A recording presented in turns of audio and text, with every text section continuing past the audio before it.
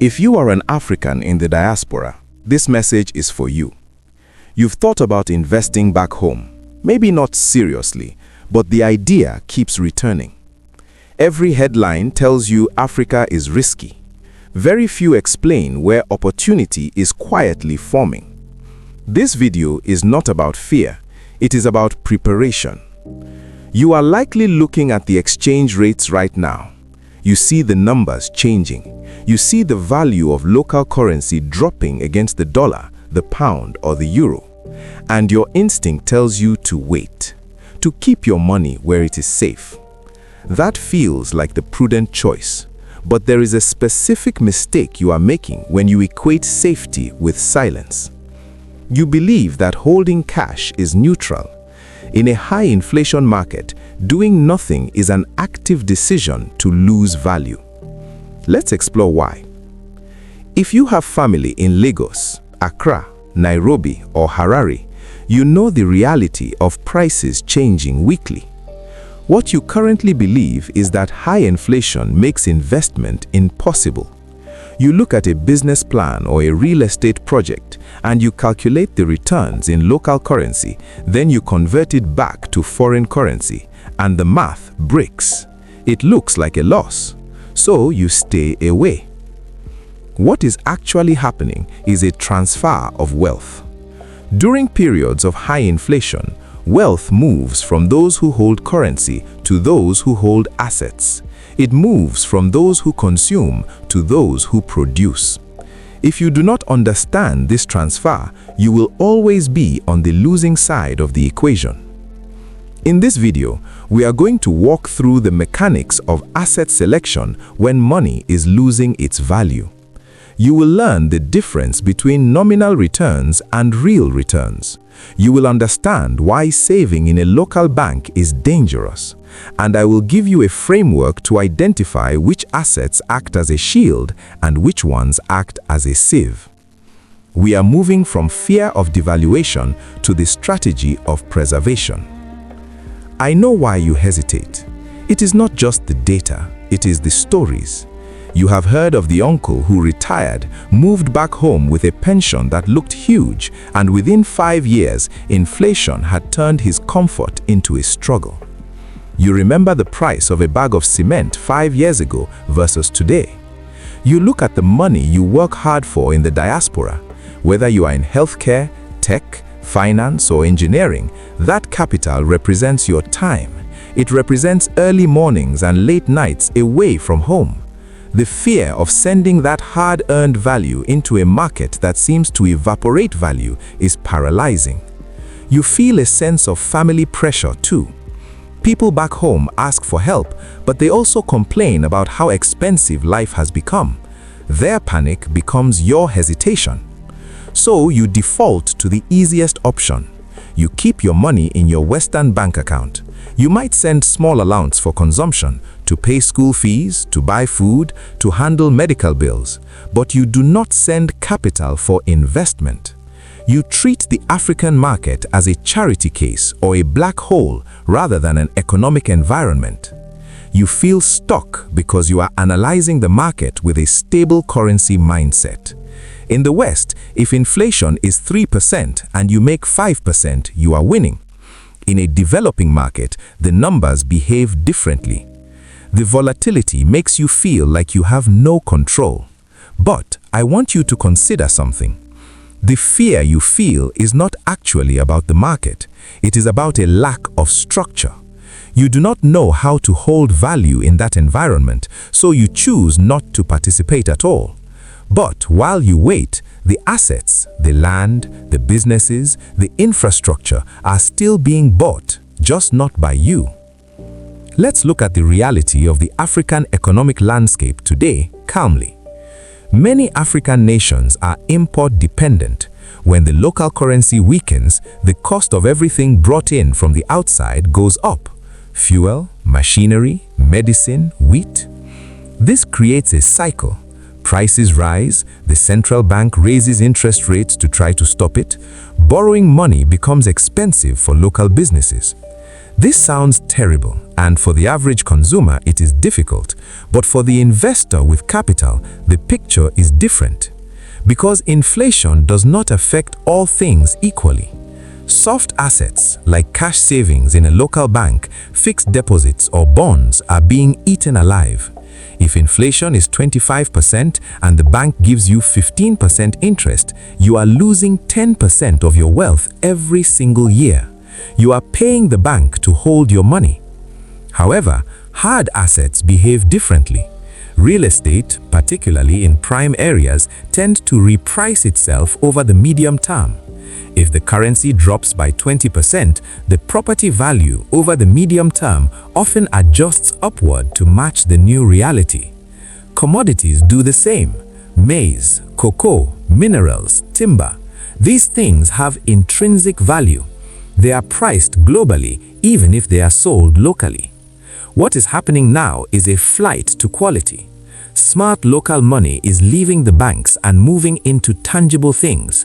They are building, they are buying inventory, they are securing land. The market is not dying, it is repricing.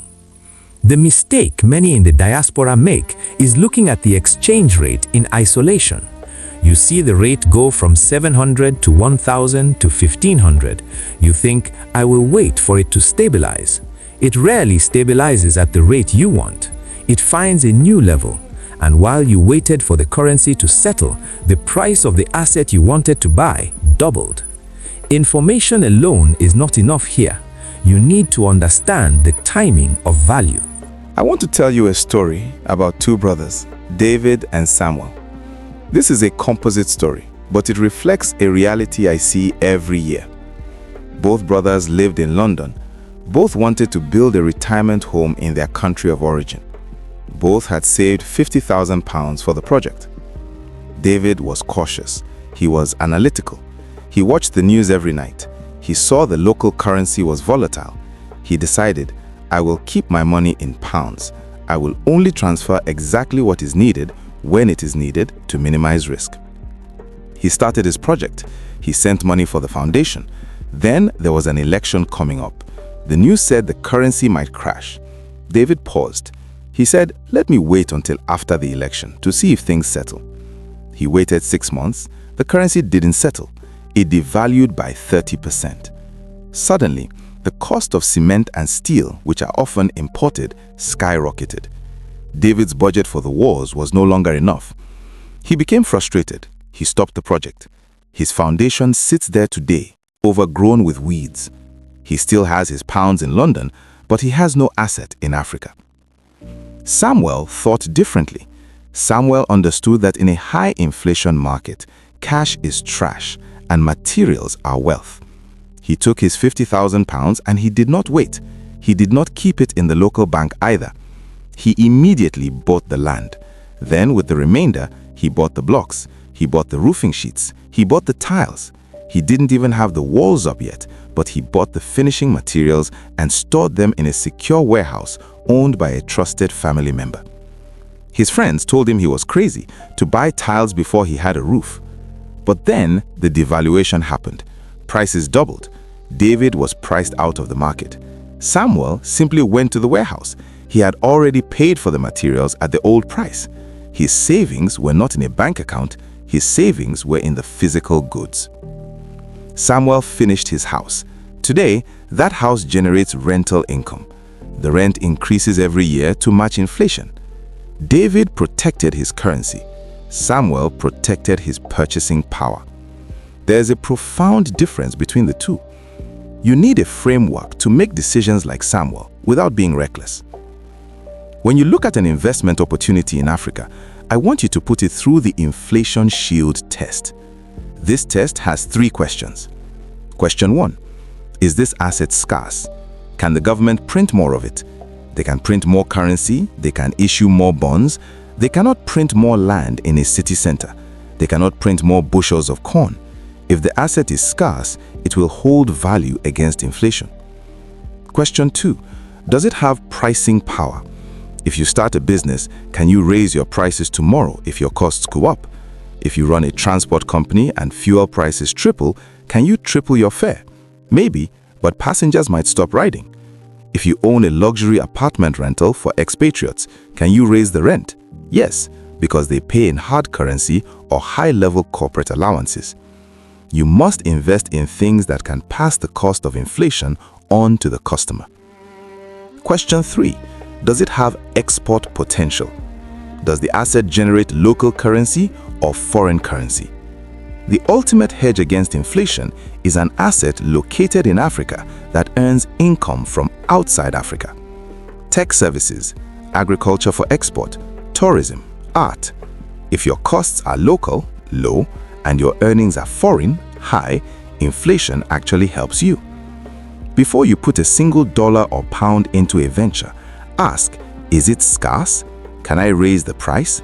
Does it earn foreign exchange? If the answer is no to all three, you are not investing, you are gambling against the central bank. I want to pause here. I know this topic creates anxiety. Dealing with money is emotional. Dealing with money in a system you don't fully trust is even harder. You have probably lost money on exchange rates before. You transferred and by the time it cleared, it was worth less. Or you have money stuck in a local account right now that you cannot get out. If this resonates with you, or if you are currently weighing a decision between holding cash or buying an asset, let me know in the comments. Don't share sensitive numbers, just share the feeling. Are you in wait and see mode, or are you in buy and build mode? Reading your experiences helps us all realize we are navigating the same storm. So, how do we turn this into action? Here is your guide on what to do and, equally important, what not to do. Do not keep large sums of money in local currency savings accounts for long periods. The interest rate will rarely beat the real inflation rate. It is a slow bleed. Do not sign long-term contracts with fixed prices. If you are building a business, do not lock yourself into a 2-year service contract where you cannot change your fee. You need agility. Do not ignore the black market or parallel market rates. The official bank rate is often a fiction. Always run your math based on the street rate, the real rate. If the deal doesn't work at the street rate, the deal doesn't work. Adopt a deploy or hold strategy. Keep your capital in hard currency abroad until the exact moment you are ready to pay for the asset. Do not transfer early just to let it sit. Transfer, then purchase immediately. Minimize the time your capital sits as local cash. Focus on hard assets. Real estate, land, livestock, raw materials, gold, things you can touch, things that exist whether the currency collapses or not. Focus on cash flow velocity.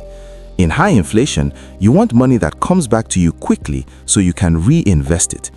A business that sells daily, like food, is often safer than a business that gets paid once a year. You need to turn your capital over fast to keep up with price changes. Now, here's the most important insight, the one that shifts everything. You have been taught that inflation is the enemy. You view it as a monster that eats your wealth. But for the prepared investor, inflation is not an enemy. Inflation is a filter. It filters out the passive. It destroys the wealth of those who leave their money idle, but it rewards those who are active. When you hold cash, you are trusting the government to manage value for you. When you hold an asset, you are taking responsibility for the value yourself. The mindset shift is this: volatility is the price of entry for high growth. Africa is a high growth continent. You cannot have high growth without volatility. They are twins. You cannot have the potential for double-digit returns without the risk of currency fluctuation. If you wait for the economy to look like Switzerland or the UK, you will be waiting forever. And by the time it does look like that, the opportunity for massive wealth creation will be gone. You are not looking for safety from inflation. You are looking for mastery of inflation. You are moving from being a saver who is a victim of the economy to being an owner who dictates their own economy. David waited for safety and lost his dream. Samuel accepted the risk, managed it through assets, and built his future. Which one are you? The headlines will not change anytime soon. The currency charts will continue to move up and down. You cannot control the central bank. You cannot control the global oil price. You can only control where you place your value. Do not let fear keep you on the sidelines. The sidelines are where the value erodes the fastest. Step into the game, but step in with armor. Buy what is scarce, buy what is real. If you're ready to think deeper about how to structure these moves, subscribe to the channel.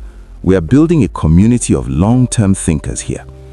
And if you are wondering about the specific types of businesses that thrive in these conditions, watch this next video where we break down sectors that are recession-proof. Preparation is power. I'll see you in the next one.